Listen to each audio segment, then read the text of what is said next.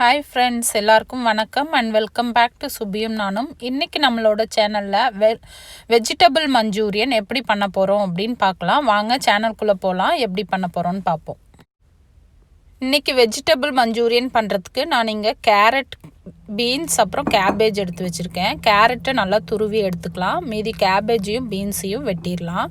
So ஒரு பவுல் எடுத்துகிட்டு நம்ம துருவி வச்சுருக்கிற 1 கப் கேரட்டை இதில் ஆட் பண்ணிக்கிறேன். அதுக்கு அடுத்ததாக நம்ம இது கூட குட்டி குட்டியாக கட் பண்ண கேபேஜையும் ஆட் பண்ணிக்கலாம். ஸோ கேபேஜ் ஆட் பண்ணியாச்சு. இது கூடவே கொஞ்சம் பீன்ஸ் நான் குட்டி குட்டியாக கட் பண்ணி வச்சுருக்கேன். அதையும் இதில் ஆட் பண்ணிக்கலாம். இது எல்லாத்தையுமே ஆட் பண்ணிவிட்டு இது கூட 1 டேபிள் ஸ்பூன் மிளகாய்த்தூள்,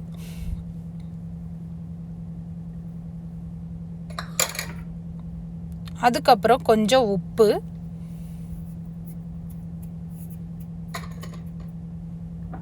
அதுக்கடுத்ததாக இது கூட 2 டேபிள் ஸ்பூன் சோள மாவு, கார்ன்ஃப்ளவர், அதுக்கடுத்ததாக இது கூட 2 டேபிள் ஸ்பூன் மைதா ஆட் பண்ண போகிறோம்.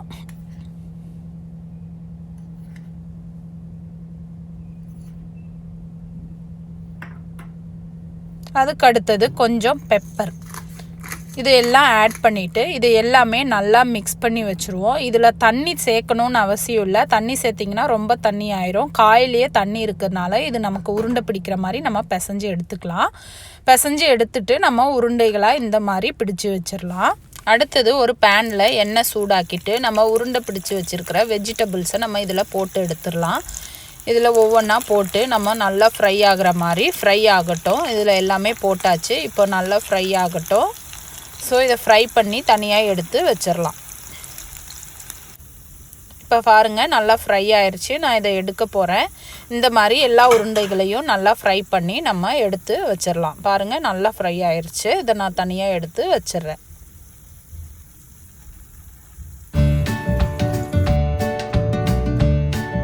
அதுக்கு அடுத்ததாக நம்ம இப்போ வெஜிடபிள் மஞ்சூரியன் ரெடி பண்ணிக்கலாம். ஒரு ஃப்ரை பேனில் எண்ணெய் சூடான உடனே குட்டி குட்டியாக கட் பண்ணி வச்சுருக்கிற இஞ்சி, அதுக்கப்புறம் குட்டி குட்டியாக கட் பண்ணி வச்சுருக்கிற பூண்டு ரெண்டுத்தையும் ஆட் பண்ணி நல்லா ஃப்ரை பண்ணிக்கோங்க. ஃப்ரை பண்ணி முடிஞ்ச உடனே நம்ம கொஞ்சம் ஆனியன், ஒரு வெங்காயம் நான் குட்டி குட்டியாக கட் பண்ணி வச்சுருக்கேன். அதையும் நான் இதில் ஆட் பண்ணிக்கிறேன்.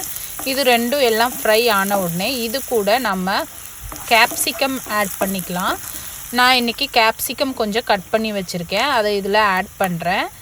எந்த கேப்சிகம்னாலும் பரவாயில்ல. இன்றைக்கி எனக்கு ரெட் கேப்சிகம் இருக்குது, அதனால் ரெட் கலர் ஆட் பண்ணிக்கிறேன். உங்களுக்கு க்ரீன் இருந்தால் அதையுமே ஆட் பண்ணிக்கலாம், தப்பு கிடையாது.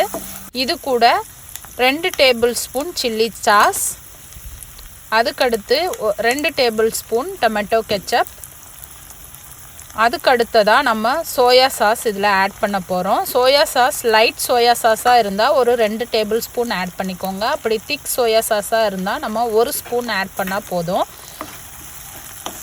ஸோ இந்த சாஸில் எல்லாமே கொஞ்சம் உப்பு இருக்கும், அதனால் நம்ம கொஞ்சமாக உப்பு இதில் ஆட் பண்ணிக்கலாம்.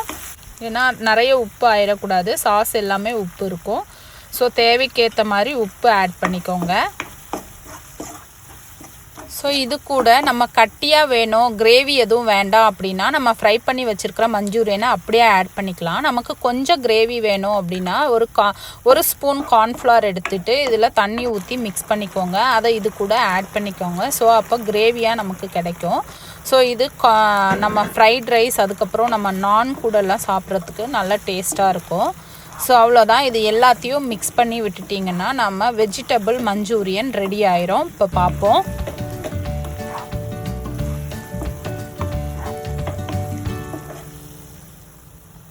ஸோ பாருங்கள், எல்லாம் மிக்ஸ் ஆகி நல்லா வெஜிடபிள் மஞ்சூரியன் ரெடி ஆகிருக்கு.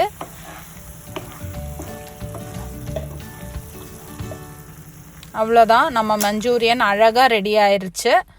பாருங்கள், சூப்பராக நம்ம வெஜிடபிள் மஞ்சூரியன் ரெடி ஆகிருக்கு.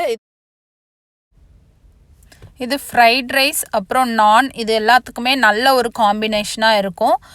இந்த ரெசிபியை நீங்களும் ட்ரை பண்ணி பாருங்கள். பிடிச்சிருந்தா கமெண்ட் பாக்ஸில் கமெண்ட் பண்ணுங்கள். மறக்காமல் நம்ம சேனலை சப்ஸ்கிரைப் பண்ணிக்கோங்க. தேங்க்யூ.